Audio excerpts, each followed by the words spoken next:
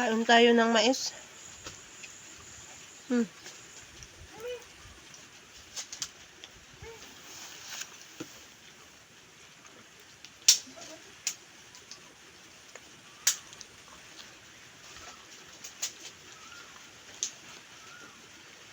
Tamis-tamis? Doon daw ba, sabi ni mama mo, doon daw sa kamusliman sa Batarasa. May halo daw sa kape. Ano alin pa? Tapos ng kape? Hmm. Oh. Wala man daw sila repolyo doon. Yan. Ang sarap yun daw. Ang tamis-tamis nyo? Ha? Tamis-tamis. Tama, tamis-tamis. Grabe katamis yan kay bagong pitas. Kaya lang malambot siya masyado. Lambot pa yan. Hindi ko maniwala ng mura. Lo, Ben? Ang palang maganda yan sa ito, Lo? Titignan ko. Malambot nga. Lo? Tikman mo. Tignan mo yan sa akin. Ang maganda ka. Maganda-ganda yung pagkagat mo. Medyo malutong pa to. Medyo may laman to pa. Kahit ganito lang. Yun, no? Yung kompleto ang ngipin. Makatas pa siya. Lambot pa.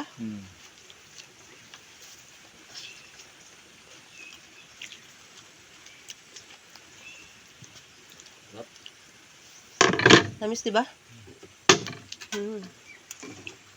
Yummy.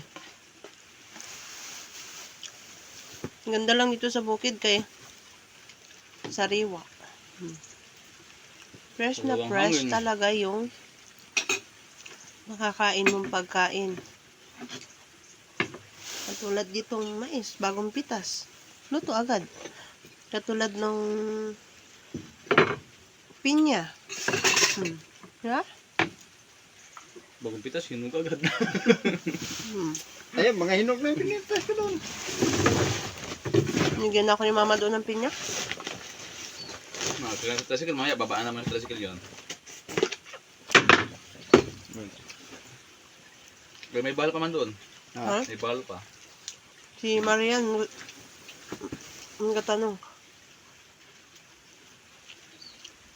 Ito sa umaga. Ayaw niya daw nung nalilate siya. Saan man buka? Kanuhan pa nga. Doon niya. Mama, dapat hindi ako nalilate ng mga alas 7:30. Mga 7. Dapat 6:30 pa lang. Hindi nag-start siya, pinakauna doon. Bakit ko siya 6:30? Ayaw magpa-late. Siya pa lang bata doon. Nakaraan? Nakaraan? Inatid mo? May daw yung malit. Hindi, siya pinakauna. Sarap. Sa